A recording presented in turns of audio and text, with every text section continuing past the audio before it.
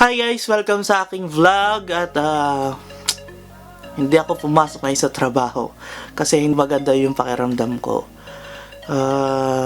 So ngayon ako nagkaroon ng time para mag-vlog. Sorry kung hindi ako updated sa mga vlog ko kasi unang-una night shift ang trabaho ko.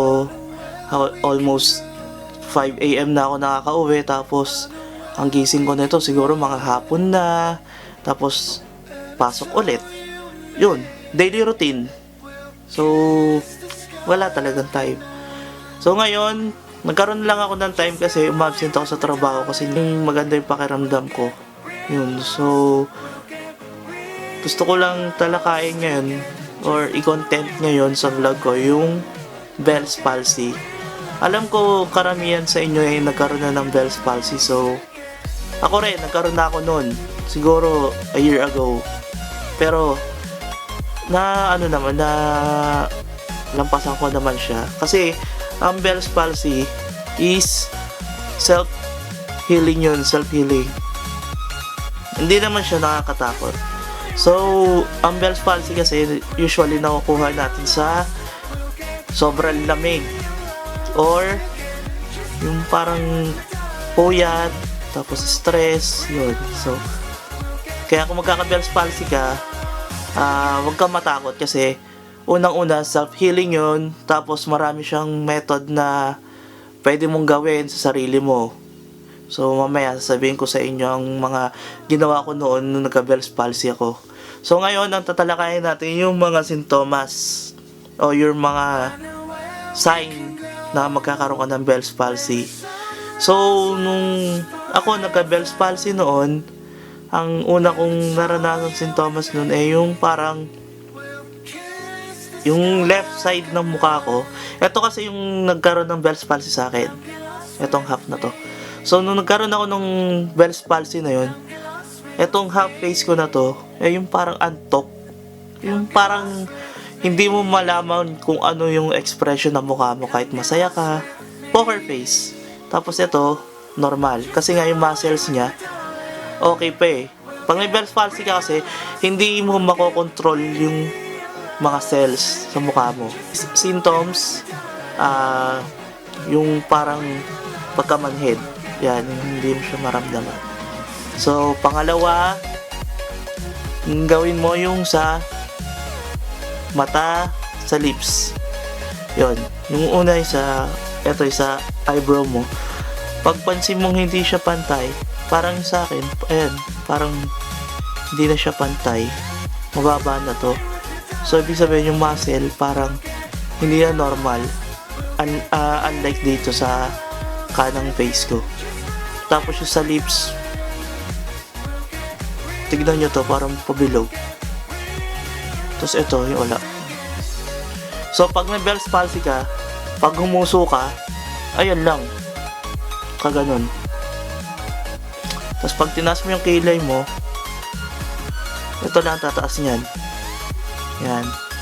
Tapos pangatlo, ang ginawa ko nun, isa butas ng ilong.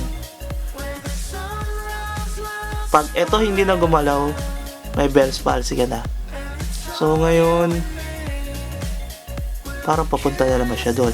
Ang Bell's palsy, nung nag-research ako sa internet, ang Bell's palsy daw ay yung pamamaga ng ugat dito sa ating ilalim ng tenga. Yung ilalim ng tenga natin. Yan. Yung ugat dyan, pag yan daw ay namaga, yung muscle sa mukha natin, hindi siya mag-function ng normal. So, parang mapaparalyze siya kasi nga, manhid yun dito. So, ngayon, ang nararamdaman ko, namamaga na naman yung sa left side. So, hindi ko alam kung Bell's palsy na naman ito or yung usual na pamamagalang ng tenga kasi hindi ko alam talaga kung ba't namamaga siya. Same rin nung sa Bell's palsy, yung nararamdaman ko ngayon, yung humina yung pandinig ko sa left. Tapos yung sa right ko normal. So, nung paggising ko nung Sunday, kasi usually pag natutulog kami, nagsa-sounds kami, paggising ko, napansin ko na dito lang yung malakas yung sound. Tapos yung dito, parang hindi na siya normal, parang mahina.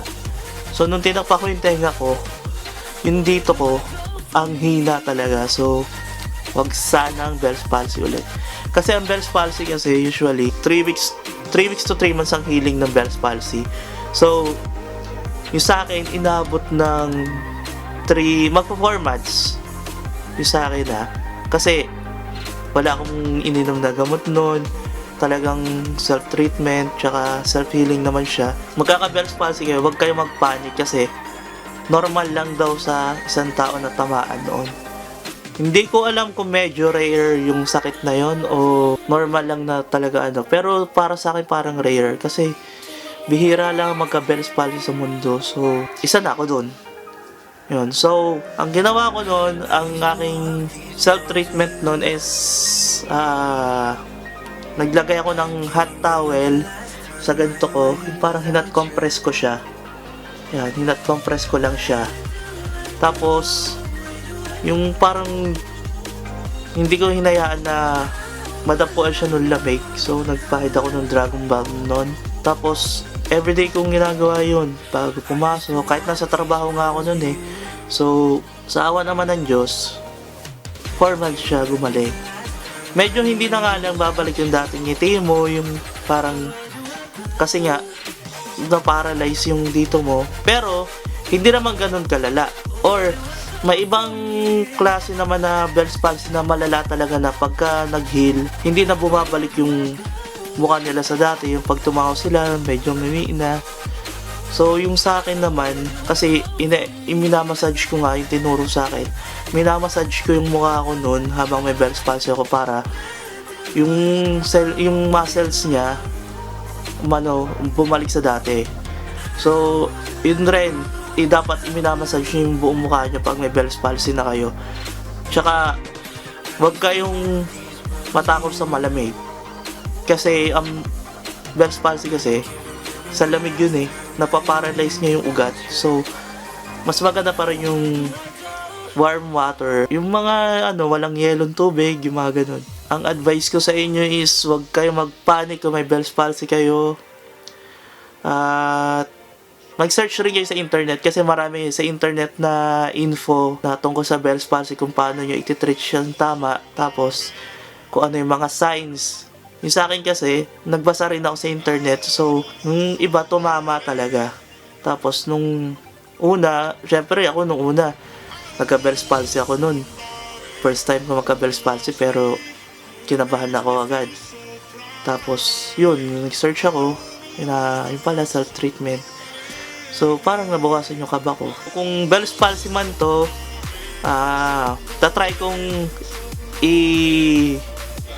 documentary sa inyo yung step by step kung paano ko siya ma-heal. So, pero hopefully sana wag naman kasi ang hirap makipag-interact sa tao na may Bell's palsy ka, yung pagngingiti ka, nakaganon ka lang.